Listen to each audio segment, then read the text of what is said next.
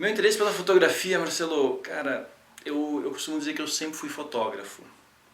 Não tinha nenhum fotógrafo, artista na minha família. Quem mais se aproximava das artes talvez fosse o meu pai, que ele desenhava, pintava, fez curso de pintura depois, apesar de ser metalúrgico, né, de trabalhar 12 horas por dia, final de semana, etc. Ele tinha uma ligação com arte, mas não exercitava, né, mas tinha um gosto por aquilo. E eu me lembro, desde que eu me entendo por gente, eu me lembro de olhar as cenas que eu via, né? Porque no meu entendimento a fotografia, ela não está na câmera, no celular, ela está no seu olhar. Então eu me lembro de muito pequeno estar num ônibus com meu pai, com minha mãe, já não lembro com quem, e olhar pela janela do ônibus, e aquela janela me dava um frame, me dava um retângulo, como se fosse o retângulo da câmera hoje, como se fosse esse retângulo aqui da tela que vocês estão assistindo. E através daquela janela eu vi uma cena se passando, ali, transcorrendo na minha frente, na calçada, a mãe com a filha, as pessoas passando na frente. E eu não sabia que aquilo era fotografia, eu não sabia que aquilo era cinema. Mas eu já, desde muito pequeno, eu olhava a coisa toda com um olhar mais fotográfico. Depois, quando o meu interesse, né, foi crescendo, na adolescência, o meu interesse passou para música. E aí eu sou de Jundiaí, lá em Jundiaí tem no centro da cidade tem uma galeria que liga uma rua a outra, né, por dentro de um prédio, e tinha uma loja de discos lá. E minha mãe mandava pagar conta ou fazer qualquer coisa no centro da cidade, eu passava pela galeria para entrar na loja de disco. E depois de muito tempo que eu fui perceber que o interesse não era a música, apesar de eu gostar muito, mas eu ficava vendo capa de disco. Desenhos não me interessavam. Quando tinha capa de foto, eu olhava a capa das fotos. As capas dos álbuns com fotos, eu parava e olhava aquilo. Então, o meu interesse sempre foi por imagem, né? Estática, num primeiro momento. Aí, com 14 anos, eu comecei a consumir muito cinema, de uma forma limitada, porque eu já tenho 40 e tantos anos, então cinema para mim era tela quente na segunda-feira à noite. Segunda-feira à noite na TV, né? Mas estudar fotografia mesmo só com 18 anos. Né? Com 18 anos eu comprei uma câmera usada, muito antiga, fui fazer um curso de fotografia e não parei mais, é a minha paixão.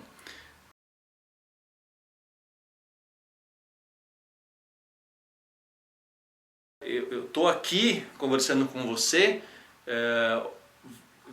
observando como você se movimenta pelo espaço, pela sala.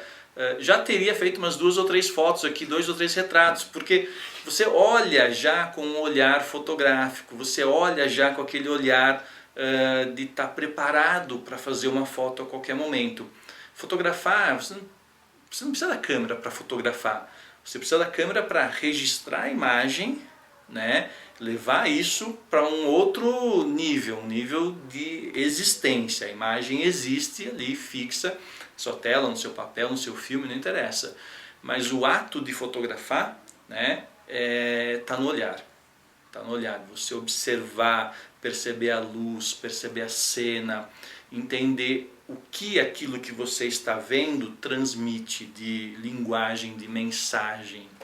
Então, é o dia inteiro, é um exercício, é como respirar, é olhar e falar, nossa, que luz boa, caramba, essa cena, ele passou por ali, deu um reflexo, você fica imaginando isso a todo momento, é um exercício, é uma rotina. E é muito louco porque depois que a gente chegou no nível do smartphone, né, do celular com câmera, no começo a gente achava, pô, vai acabar com a fotografia. Sim e não, mas eu nunca fotografei tanto na vida. estava aqui esperando você, sentei no café, vi uma placa, uma pessoa passando, eu fiz uma foto despretensiosa, mas todo dia hoje eu fotografo. Então, todo dia hoje eu tenho a chance de extrapolar o que eu estou vendo para uma tela, para um registro fotográfico parado, né? Às vezes eu faço vídeo, porque também tenho essa facilidade. Se não fosse esse smartphone, eu teria que ver a cena, andar com uma câmera na bolsa o tempo todo, uma câmera que às vezes é grande, às vezes é pesada, às vezes você não está com a lente certa. E aí com o celular eu posso só tirar do bolso, fazer a foto que eu consigo fazer. Boa, ruim, eu consigo, fiz a foto, né? Então é um exercício diário, sem dúvida nenhuma. Sempre foi um exercício diário esse olhar fotográfico. E agora a gente tem a chance de contar as histórias de uma forma um pouco mais imediatas. Isso é bom. Isso também é ruim. Talvez a gente consiga falar um pouco disso na entrevista, né? Nessa conversa daqui para frente.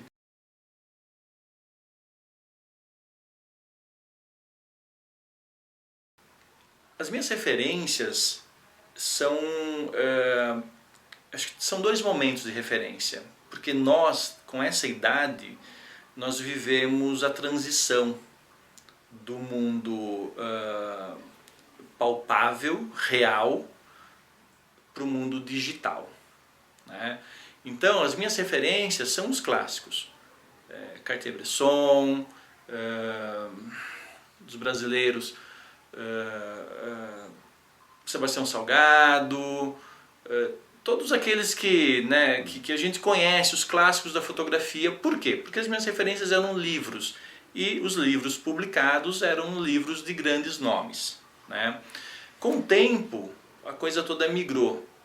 As livrarias fecharam, as editoras fecharam, tem bem menos livro do mercado, e aí você começa a ter referência visual de muita gente que nunca teve um livro, talvez nunca vá ter um livro publicado, impresso, e aí são milhares de nomes.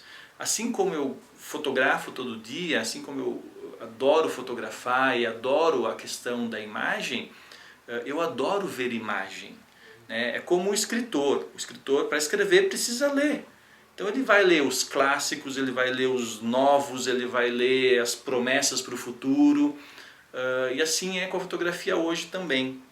Então quando eu digo que a minha referência, as minhas referências estavam lá atrás em Cartier-Bresson, nos brasileiros, Otto Stupakoff, próprio Bob Wolferson, que está fotografando desde sempre e ainda hoje é uma referência, Luiz Garrido, tem muita gente nova fazendo um trabalho incrível, um trabalho maravilhoso. Então muitas dessas pessoas, esses jovens fotógrafos, a gente nunca viu um livro, a gente encontrou na internet. Então tem Luísa Dor, que é uma menina super bacana, que meteu 15, já nem lembro, mas um monte de capa da revista Time, fotografada com celular. Então imagina, é uma brasileira, frequentava os festivais de fotografia, a gente cruzava nos eventos de fotografia, que está fotografando pelo mundo todo. Entre outros nomes, né, de pessoas muito jovens fazendo um trabalho incrível. Então eu acho que falar das referências dos clássicos é fácil, né? Mas tem muita gente boa, muita gente nova que eles também são referências para quem já está na estrada há muito tempo. E acho que o digital trouxe tudo isso para a gente, facilitou o acesso à imagem. E quando você facilita, você põe um monte de porcaria no meio também. Você tem que ter um discernimento, você tem que ter um mínimo de cultura, um mínimo de estudo para entender se aquilo é bom, ou para pelo menos perguntar para quem sabe, escuta, isso é bom ou isso é ruim? Né? Se você gosta de imagem, mas está meio perdido nesse mundo de imagem, porque tudo hoje é imagem, para tudo se usa a imagem, tenta perguntar para alguém, sei lá, um professor de arte na escola, ou quem você tiver acesso. Isso é bom? Isso realmente é bom? se você gostou, tem alguma coisa ali que te chamou a atenção, né? Tem coisa muito boa, tem coisa muito ruim, mas está tudo à disposição, né? Hoje, no meu tempo eu ia numa biblioteca para ver, ou ia numa livraria, sentava e ficava folheando os livros até os vendedores começaram a olhar, começaram a olhar torto para a gente. Hoje não, hoje está tudo online, é muito simples o acesso.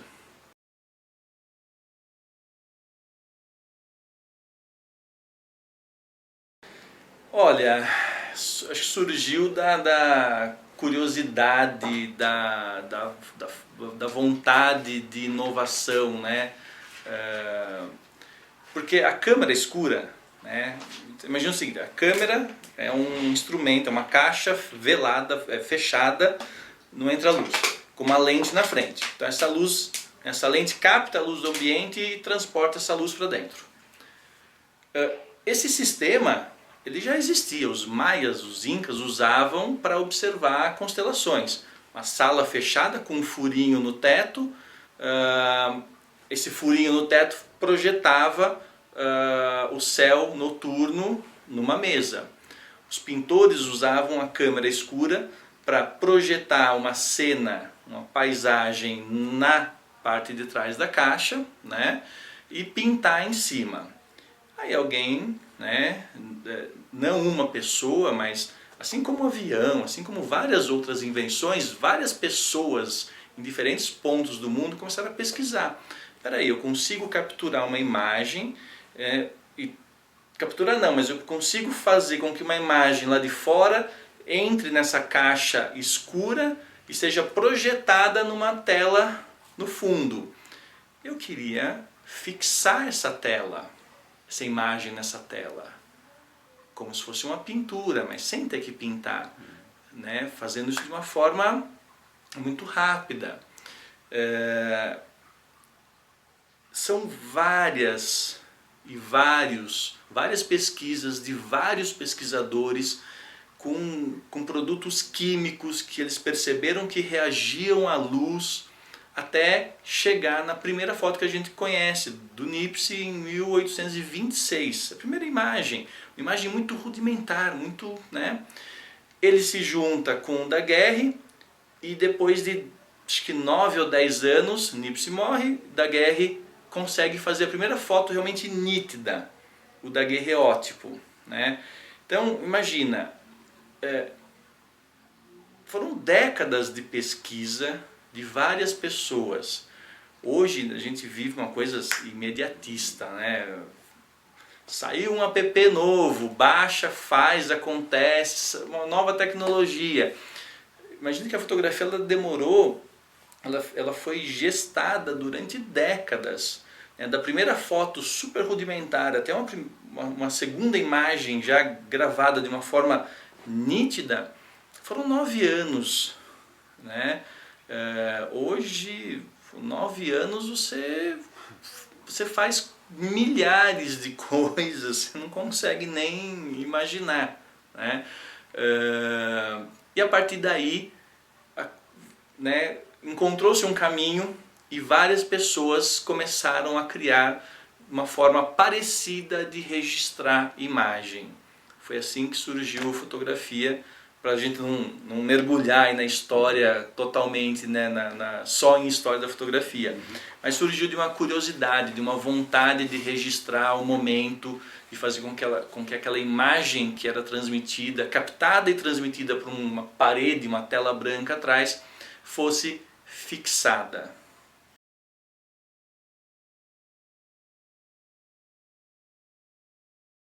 Foto é muito poderosa, né? Tanto que nós usamos fotografia para contar histórias, jornalismo, por exemplo, ou para fazer um jornalismo documental, não sem ser a coisa da notícia fresca, a notícia quente, do hard news. Usamos a fotografia também para publicidade. O que é a fotografia de publicidade? A fotografia de publicidade é uma forma de organizar de uma maneira imagética, né, colocar um desejo na sua cabeça. Nossa, eu preciso desse carro, olha que foto, esse carro na borda da Chapada Diamantina, tudo que eu desejo na minha vida é isso. Pegar um carrão desse e me enfiar no mato, um 4x4. Então você sintetiza numa imagem a ideia de que isso é liberdade. Com esse carro, com esse visual, tudo mais. Não interessa as parcelas que você vai pagar. O preço do seguro, o preço da manutenção, nada disso interessa naquele momento. Porque eles te vendem, né? A foto de publicidade te vende uma coisa muito mais bonita do que é realmente, né? Quem usa o Tinder, por exemplo, sabe disso, né? Que aqui no celular é uma coisa, pessoalmente pode ser outra completamente diferente, né?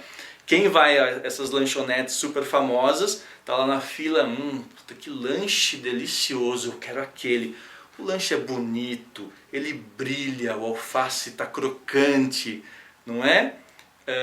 E quando você pega o lanche, parece que sofreu um acidente, que capotou, desceu ribanceira abaixo. Então, a fotografia ela é muito importante por conta desse poder que ela tem de transformar uma imagem, algo comum do nosso cotidiano, seja um acontecimento, seja um eletrodoméstico, um carro que você vai comprar, seja uma roupa, seja uma história pessoal e particular, em algo muito poderoso, né? com uma carga, com uma intensidade de informação muito grande.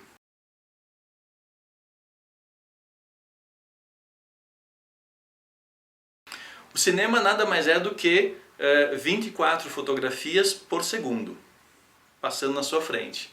Então, quando você vai gravar um filme, vai gravar cinema, 24 quando começou, né? Percebeu-se que se eu fizesse 24 fotos dentro de um segundo daquela cena e projetasse isso na mesma velocidade, o cérebro humano entenderia como uma imagem real, fluida, o que a gente vê no cinema hoje, televisão e tudo mais. Então sim, qual era o problema? Já existia uma forma de captar uma imagem e colocar essa imagem numa parede.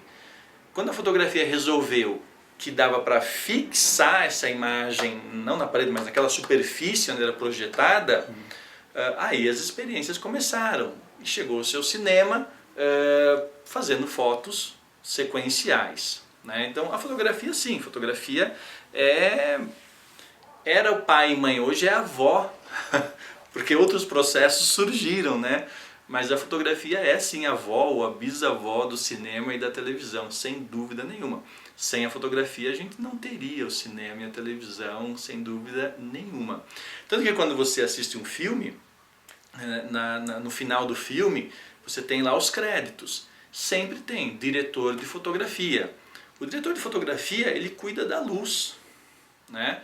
Fotografia, tecnicamente, fotografia é luz, sombra. É o controle da luz e da sombra captado pela câmera, certo?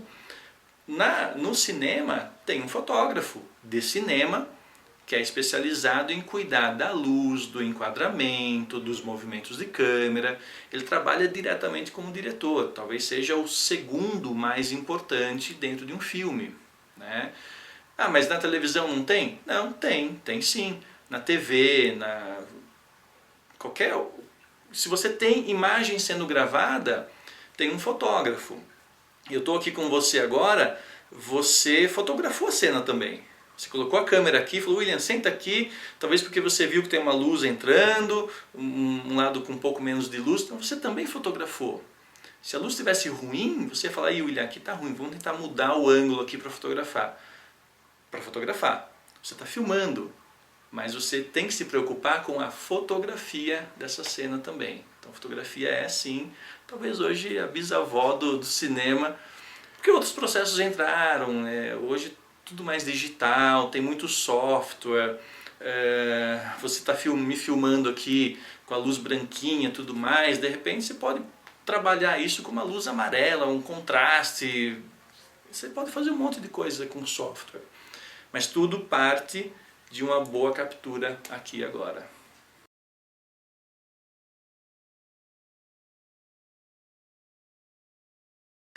Quando a fotografia surge, existia um mercado artístico muito forte na pintura.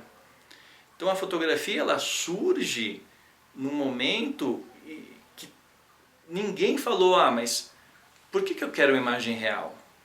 Principalmente os pintores. Isso não é legal. O bonito é a pincelada. Então a fotografia ela nasce como uma arte menor. E ela fica como uma arte menor durante décadas. Tanto que os fotógrafos, num determinado momento, alguns fotógrafos, eles faziam a foto e depois eles trabalhavam nessa foto para fazer com que ela parecesse muito mais uma pintura, que era mais aceita como arte e mais comercial, do que uma foto, realmente. Então, imagina o impacto que isso teve, Se para ter um retrato seu, você tinha que ficar posar durante horas, dias para um pintor, de repente agora eu preciso posar durante minutos para ter uma imagem real, sendo que a maioria das pessoas não estavam acostumadas com aquilo. Foi um choque, realmente, foi um choque cultural. E eu acredito que ninguém naquele momento pudesse imaginar que a fotografia ganharia o status e a importância que ganhou ao longo dos anos. A fotografia ela levou tempo para se encontrar, para encontrar um lugar ali na história, mas sem dúvida nenhuma, hoje a fotografia ela é mais abrangente do que as artes plásticas, do que um quadro, Você vê muito mais fotografia hoje do que arte. É uma pena. Acho que a gente deveria, não que fotografia não seja uma arte, mas vamos separar o que é pintura, o que é aquarela, o que é óleo, dentro de artes plásticas, do que é a fotografia. A fotografia ela é um processo muito mais tecnológico, entende? Ao mesmo tempo que se a gente pegar o pintor e o fotógrafo, o pintor ele parte de uma tela em branco, uma ideia na cabeça ou um cenário para fazer o seu trabalho. E o fotógrafo ele parte de um caos generalizado na frente dele, em que ele tem que observar e unir a estética da cena com a linguagem da cena, com a mensagem que ele quer transmitir, com a tecnologia embarcada ali na câmera. Não é a tecnologia de uma câmera moderna, não. A fotografia ela é tecnológica desde que ela nasceu. Era química, era física e era ótica. E ela sempre foi. A única coisa da fotografia que a gente perdeu foi a química, que era a reação química da luz com a prata no filme, que passou a ser eletrônica. Então, o fotógrafo ele tem que olhar a cena e organizar aquele caos e fazer com que aquele caos seja bem recebido pelas regulagens que ele faz na câmera. Então a fotografia ela é muito mais tecnológica do que a pintura. A pintura, o que ela evoluiu ao longo dos séculos? Tiraram chumbo que matava as pessoas. Hoje a tinta é segura, mas o processo é o mesmo.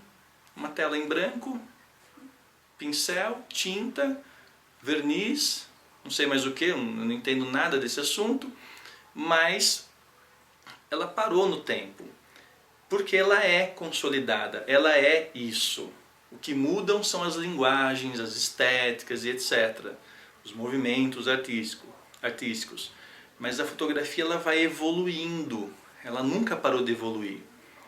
Em alguns momentos ela dá um salto muito grande, em outros ela fica totalmente estagnada tecnologicamente. Mas na linguagem, essa linguagem foi mudando até o que a gente conhece hoje.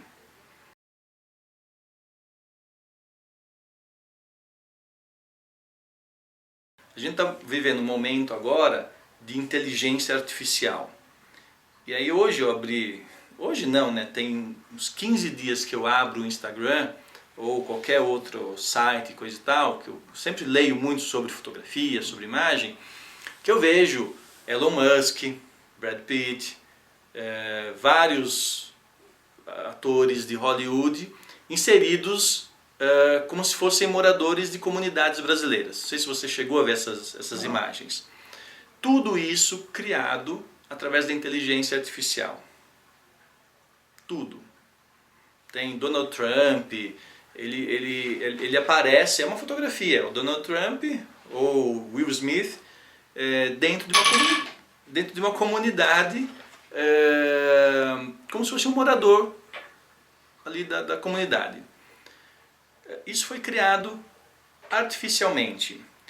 Isso eu acho que é um problema, porque com isso a gente facilita a disseminação de fake news, né, de imagens que não são reais. Porque a gente sabe que muita gente ainda olha uma imagem como essa e fala: meu Deus, o que ele está fazendo nessa situação? Acredita numa imagem como essa. Então isso é muito perigoso. Mas já tem fotógrafos falando: nossa, a fotografia acabou, porque daqui a pouco não vai mais ser necessário o fotógrafo para fotografar um produto, por exemplo. Você entende a questão? Então, toda vez que surge uma nova tecnologia, essa nova tecnologia ela derruba um pouco das possibilidades e do mercado de quem atuava naquele meio, né? Eu usei um exemplo muito impactante e um exemplo que ainda a gente não sabe o que vai ser, né? Que as pessoas descobriram uma ferramenta que estão usando aleatoriamente, né? Na inteligência artificial, criando fotografias que não são reais. Agora, a fotografia que não é real do Papa tocando numa rave, isso é sério. Mas a tecnologia artificial gerando uma imagem de um carro para publicidade, nunca houve ética nessa fotografia comercial, nessa fotografia de publicidade. Se houvesse, a gente fotografava o lanche como ele é, né? Lá na lanchonete. Então essa ética nunca houve. Então, qual o problema de usar uma tecnologia artificial para criar uma imagem de publicidade, que é feita para seduzir de fato? Então essa ainda é uma discussão muito aberta e muito recente, tem dias, né? Eu não quero botar uma data nessa nossa conversa, porque eu acho que essa é uma conversa sem data, na verdade, mas hoje a gente está vendo isso. E na fotografia, que envolve tecnologia, tudo que eu falo hoje é mentira daqui a 6 meses. Já não é mais. Na tecnologia, mas na estética, na linguagem, na ética, sempre foi.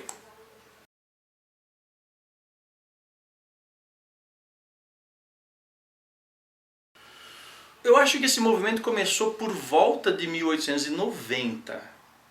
Então imagina, a fotografia foi criada em 1826, 1839, eu sou péssimo para data, sou ruim para nome, mas foram 50 anos até darem nome a um movimento. Porque a fotografia era uma arte menor, não era uma coisa, pouca gente via a fotografia com a importância que ela tinha de fato. E aí, num determinado momento, alguns fotógrafos começaram a fazer intervenções artísticas, né, na fotografia. Eu acho que Julia Margaret Cameron, eu não me lembro todos os nomes, mas vários fotógrafos começaram a fazer intervenções, sobreposições, e as fotos se assemelhavam muito mais com pinturas do que com fotografia, né? Se a gente voltar só um pouquinho na história, no Brasil, por exemplo, eu não sou um grande estudioso de história da fotografia, mas tem um movimento interessante, por exemplo, que é relacionado também ao pictorialismo. Não sei se tem algum nome esse movimento ou não, mas outro dia eu estava mexendo nas coisas do meu pai e achei uma foto do meu avô. Aquela foto oval que muitas casas brasileiras, dos nossos avós principalmente, tinham aquele retrato oval pintado. Ou seja, era uma foto que servia como suporte para uma pintura. Isso é uma intervenção artística. Então, o cidadão tinha que fotografar, processo normal de fotografia, revelar, processo normal de fotografia, colocar no papel, ampliar, processo normal de fotografia. Aí ele ia lá e pintava a pele, o cabelo, porque era preto e branco. Então eles pintavam aquela foto.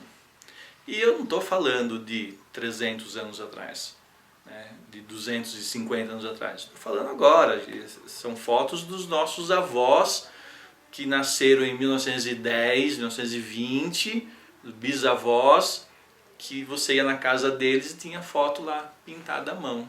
Isso é maravilhoso, isso é incrível. Então, ao longo do tempo, a linguagem fotográfica e como as pessoas interferem com a fotografia vai mudando muito. Você tem artistas, fotógrafos contemporâneos que fazem trabalho de fotografia de arte, que é o chamado fine art, que você olha para a fotografia e tem intervenção digital. Você olha e fala, nossa, parece uma pintura. É uma fotografia que digitalmente ele fez um tratamento, ele fez ações ali no software, né? O software não faz nada sozinho, passa no Photoshop. Photoshop não faz nada sozinho, ainda. Você é que faz. Então ele cria a partir dessa imagem uma segunda imagem, que fica parecendo uma imagem de 1890 pelas intervenções que ela tem. Então a fotografia ela tem um espectro de trabalho muito grande. Você faz fotografia de tudo o que você quiser, e se você seguir um parâmetro, você seguir uma linguagem, você pode colocar a sua fotografia como um objeto, um corpo de arte mesmo, um projeto artístico de longo período, de longa duração. Que talvez hoje uma pessoa não dê importância, mas que no futuro talvez ganhe relevância. Então as coisas vão se modificando ao longo do tempo. Isso é muito interessante na arte e principalmente na fotografia, que é o meu assunto aqui com vocês.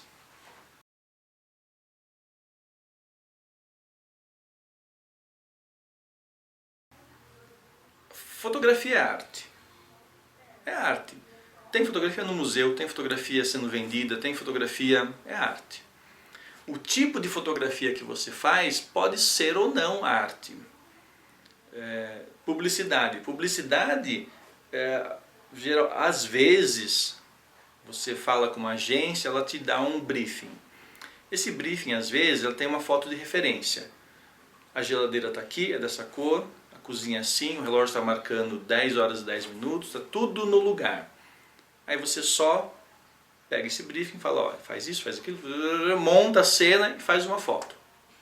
Eu acho que isso não é arte. Não é. Agora, quando o Sebastião Salgado, quando o Otto Stupakoff, quando o Bob Wolferson, né, o Bob é fotógrafo de publicidade. Quando uma marca chega e fala, Bob, faz o que você quiser aí. É a tua visão sobre isso. Isso é arte. E não importa se ele está fazendo para a publicidade. Ele está fazendo a visão dele. Né? Quando o Sebastião Salgado vai para um local, faz uma foto, leva para o seu processamento, faz um tratamento em que ele aumenta o contraste, clareia áreas. Isso é arte. Ah, está próximo do jornalismo? Tá próximo do jornalismo. Está lá fotografando a situação global, né? Está fotografando uma comunidade, sei lá, no sul da África. É um tipo de jornalismo, um jornalismo autoral. Ele vai, ele faz sem ter um briefing e ele transforma aquilo em arte. Então sim, o fotógrafo pode ser um artista, mas nem todo fotógrafo é artista, nem toda foto é arte, né? Fotógrafo que está lá fotografando festinha de aniversário, se ele fizer muita arte ali, ele não é contratado. Eu sou artista, vou fazer tudo tremidinho e desfocado. Não é a hora nem lugar de fazer isso. Eu posso fazer isso como um outro dia em outro lugar. Mas ali ele está registrando. Então nem tudo é pura arte. A gente tem que separar um pouquinho as coisas. A fotografia tem a fotografia comercial, tem a fotografia artística e é bom manter essas duas, cada uma no seu lugar, né? A menos que você seja muito bom no que você faça.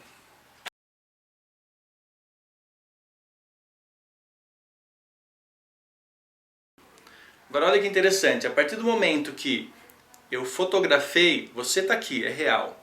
Eu fotografei você, você está na minha câmera, não é mais realidade. Porque essa realidade que eu estou vendo aqui agora com os meus olhos, na câmera ela foi filtrada pela lente. O tipo de lente que eu usei pode alterar essa realidade. O tipo de processamento que eu usei, a forma como eu vejo, essa é a minha realidade, não é a do vizinho.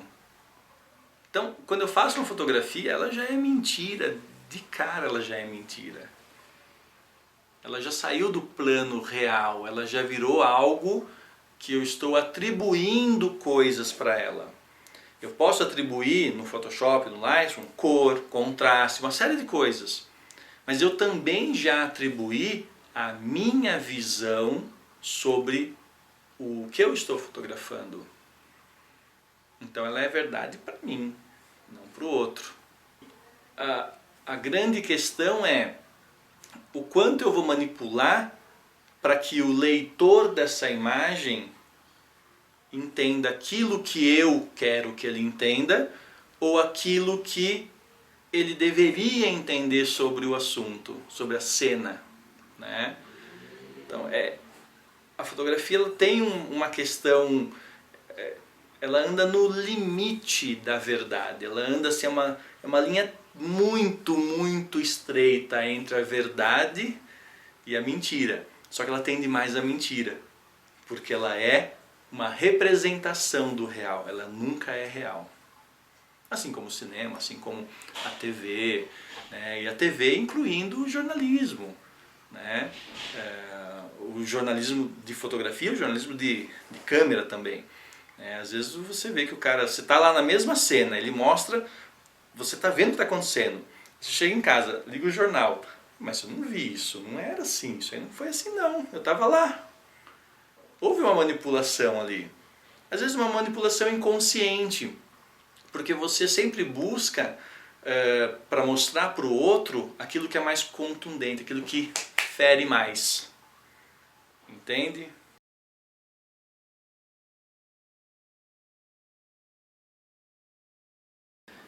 Quando eu comecei a fotografar, eu tinha lá meus 18 anos, eu entrei num laboratório para revelar. Antes de pegar na câmera, eu fui para o revelador, aprender a revelar.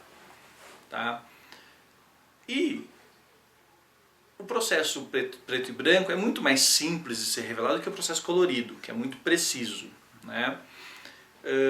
Então eu aprendi a fotografar como preto e branco.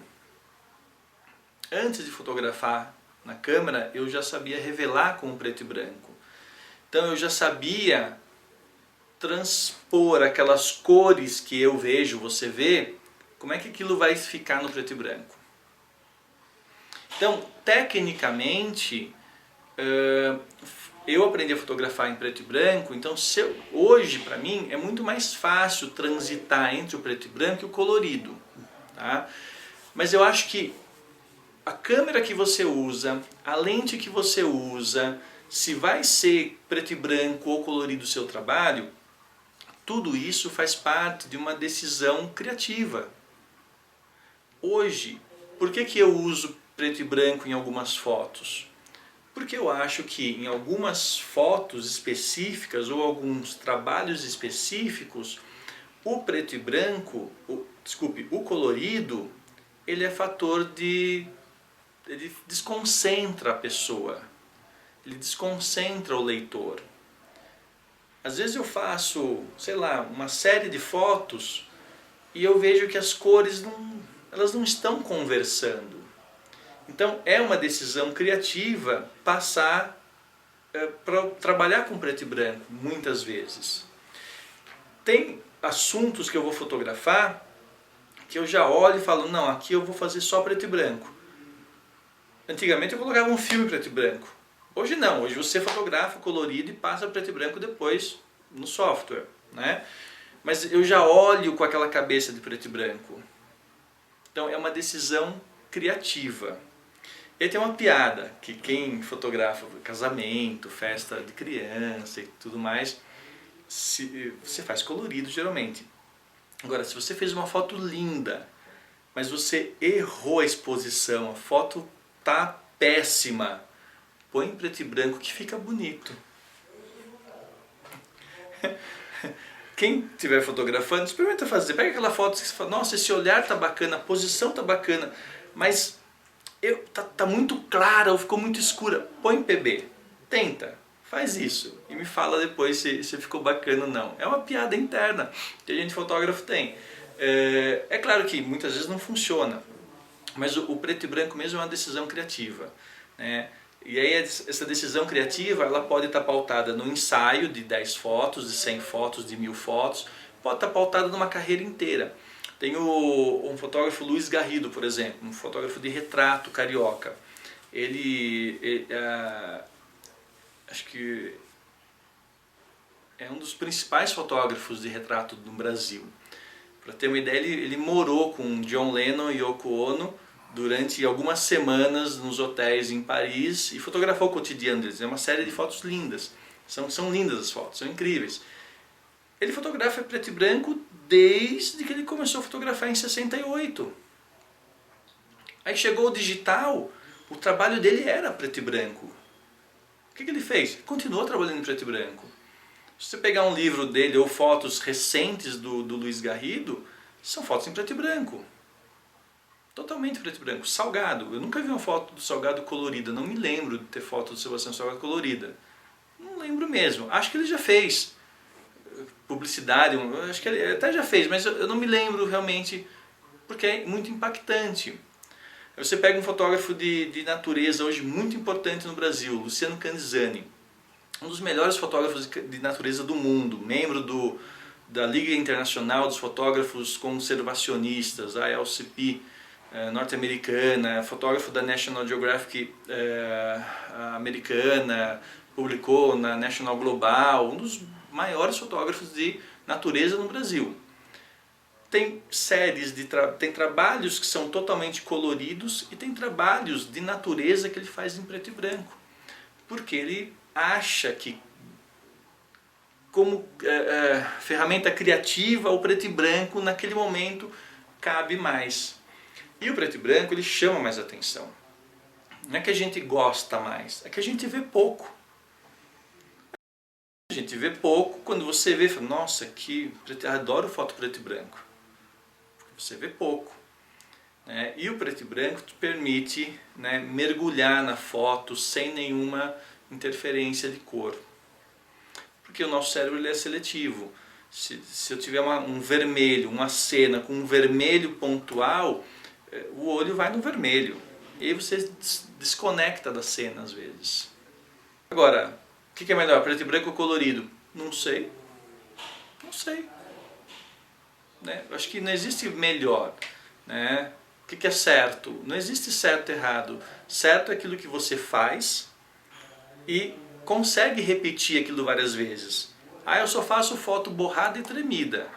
Tá errado? Não, eu só faço isso. Agora, se eu fiz uma foto linda, William, como você fez essa foto? Não sei. Foi um acidente fotográfico, você errou. Então, assim, os conceitos são um pouco mais elásticos do que a gente imagina.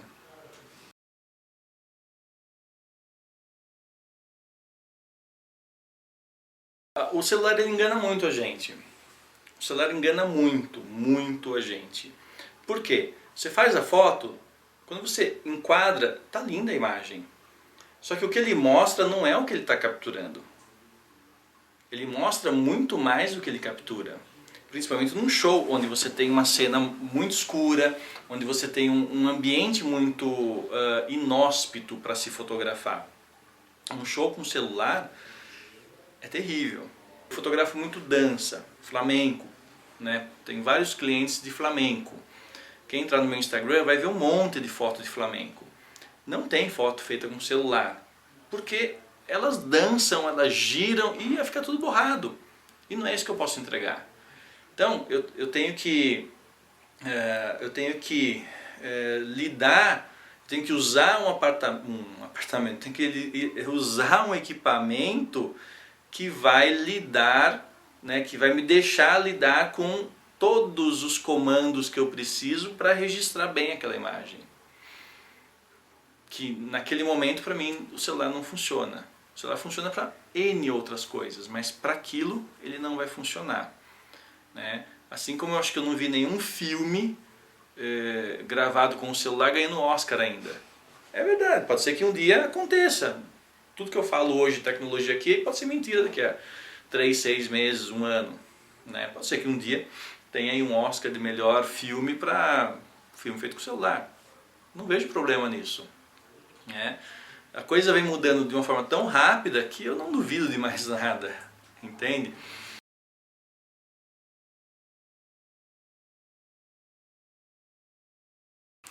Totalmente. Para fotografar, você precisa fotografar bem. Você precisa conhecer sua câmera, sua lente, conhecer os recursos que a sua câmera e a sua lente te dão, e pode ser qualquer câmera, inclusive o celular. Ter o controle da luz, entender se a luz está bonita, se não está, qual é o impacto da luz, da cor da luz, do ângulo da luz. Entender e achar um ângulo que seja interessante. E além de toda essa parte que é técnica, a parte estética. Entender se aquela linguagem vai ficar boa, se o que você está fotografando faz parte daquele universo que você está fotografando já, se é um ensaio, por exemplo. Há uns anos atrás nós fizemos um concurso, uma convocatória de jovens fotógrafos. A pessoa tem que mandar 10 fotos para serem analisadas, um ensaio com 10 fotos. Aí a gente abria pasta por pasta e era a mesma coisa. Tinha pasta que você tinha 10 fotos completamente diferentes uma das outras. Não tinha uma unidade. Então, se é um ensaio, eu preciso de uma unidade. Às vezes você abriu uma pasta, você tinha, nossa, essa foto conversa com essa, conversa com essa, conversa com essa, mas essa está fora, não conversa com ninguém. Entende? E é fácil de você entender esse conceito. Pega qualquer revista que tenha matérias de 4, 5 páginas. Uma matéria de 4, 5 páginas, você vê uma foto conversando com a outra, os mesmos assuntos. Uma boa revista. Entendeu? Você não vê uma foto azul, outra amarela, outra... não, elas se conversam. Isso é um ensaio. Quando você abre um catálogo de uma loja e você tá coleção outono e inverno, você vê que todas as fotos têm a mesma coloração, a mesma linguagem. Isso é um ensaio.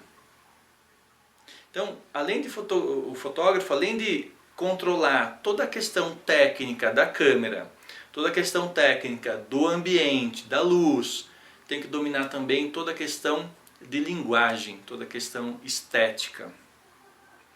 E essa questão estética, a gente aprende? Aprende. Mas a gente aprende muito mais indo ao cinema, lendo, ouvindo música. É uma questão de cultura.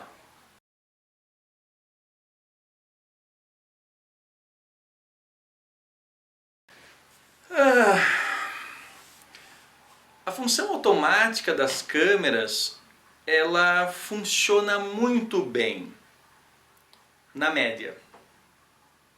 Imagina o seguinte, a fotografia digital, ela já é totalmente igualzinha.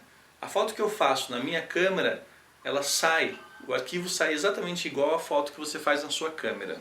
Se for da mesma marca, o mesmo modelo do fabricante, então, tudo pasteurizado. Tudo pasteurizado, tudo muito parecido. Se eu pego essa câmera, ainda coloco no automático, ela vai fotografar de acordo com um parâmetro de programação escrito no Japão, geralmente, pelas marcas japonesas. Desculpa. Escrito no Japão, por exemplo, as marcas japonesas, mas é um parâmetro médio. Esse parâmetro médio é preparado para quê? Para a luz do dia lá fora. Então o automático lá fora é uma maravilha. Dá para usar? Dá para usar. Devo usar? Não, se eu quiser colocar a minha assinatura criativa, a minha sensibilidade. Por quê? O automático não vai permitir mudança. Eu quero borrar a imagem aqui. Tem uma pessoa, as pessoas estão andando, eu quero elas borradas. O automático não vai fazer isso para você. Eu quero focar a pessoa e desfocar o fundo.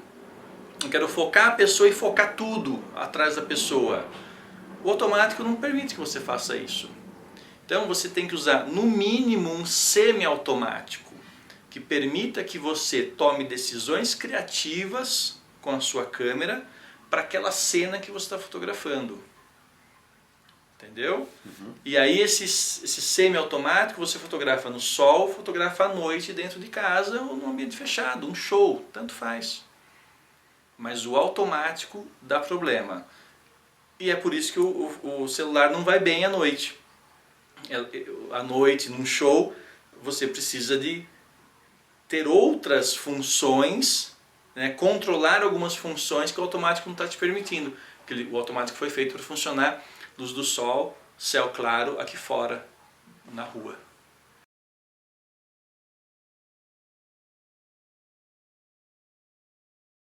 Sem dúvida nenhuma. A fotografia é um soco no estômago. Tem fotos que são clássicas, que você sabe, por exemplo, você sabe do massacre da Praça da Paz Celestial na China. Mas quando me falam sobre isso, eu me lembro exatamente da foto daquela coluna de tanques com a pessoa, com um rapaz parando a coluna de tanques, na frente da coluna de tanques. Né? Ou da fome na África, a foto do menino e do abutre do Kevin Carter. Carter eu sei que é, Kevin Carter, acho que é Kevin Carter, eu sou péssimo para nome. Essa foto teve implicações enormes, principalmente como fotógrafo, né? Que ele foi acusado, como que você, ao invés de fotografar, deixou essa situação acontecer e tal. Mas às vezes é o trabalho do fotógrafo. Às vezes a gente não deve interferir, por pior que seja. É difícil não interferir. Então, assim, é uma situação ética muito complexa. Muito complexa. Muitas vezes, principalmente quando envolve cenas que podem dar um prêmio, tem uma questão de vaidade envolvida nisso. Fotógrafos de guerra que se arriscam. Por que eles se arriscam se às vezes os soldados estão tomando mais cuidados do que ele? Para conseguir a melhor foto, talvez? Eu não respondo por todo mundo, mas assim como fotografia é arte e o artista ele é vaidoso, o fotógrafo também é, consequentemente. Isso não tem jeito. Eu acho que vai um pouco da pessoa. E a gente sabe, tem pessoas que são muito mais frias para determinados assuntos do que outras. Tem um livro chamado Diante da Dor dos Outros, que a fotografia, o jornalismo, a imagem, ela vulgarizou tanto a dor do outro que a gente se acostuma com essa dor. Né? Talvez é da condição humana isso. Mas eu respeito quem faz esse trabalho por uma questão muito simples. A gente tem que saber o que está acontecendo. Né? Quando você olha a guerra da Ucrânia agora, por exemplo, ou quando você olha fotos das comunidades cariocas que sofrem uma interferência ou invasões ou guerra entre grupos rivais, isso conta pra gente o que está acontecendo lá dentro. Eu não teria acesso a essas imagens. Então, eu acho que essas imagens elas têm que aparecer para o mundo. A fome na África teve que ser mostrada de uma forma dura, mesmo que manipulada, né, porque estava acontecendo. Ela teve que ser mostrada. A guerra na Ucrânia teve que ser mostrada. A Segunda Guerra Mundial ela teve que ser mostrada para que as pessoas entendessem o quanto isso é sério, o quanto isso é doloroso, né?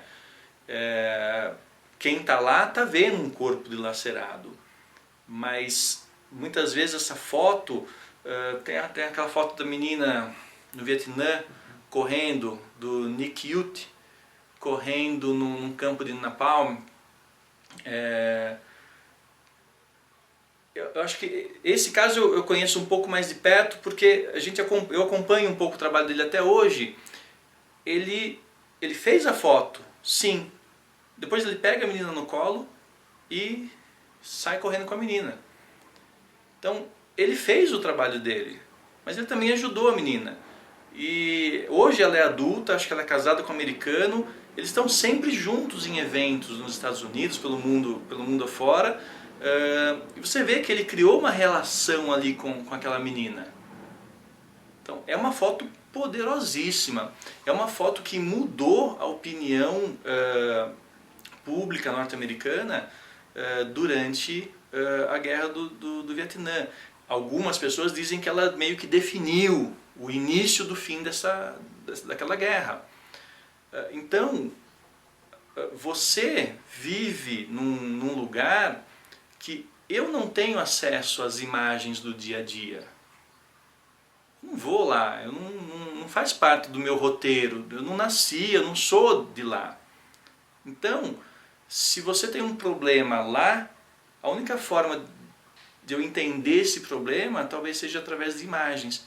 Ele vai ter que ir o cara lá fazer esse trabalho. Então eu respeito. É claro que desde que ele faça dentro de um parâmetro aceitável de ética, seguindo todas as regras de enquadramento, né? Tornando aquilo esteticamente bonito, que é o que o fotógrafo faz. Se ele não fizer isso, também não chama atenção, ele não conta a história. Então, a fotografia, é o que eu te falei, ela caminha numa linha sobre um fio muito tênue entre a verdade e a mentira, entre a manipulação e a realidade. Essa é a fotografia.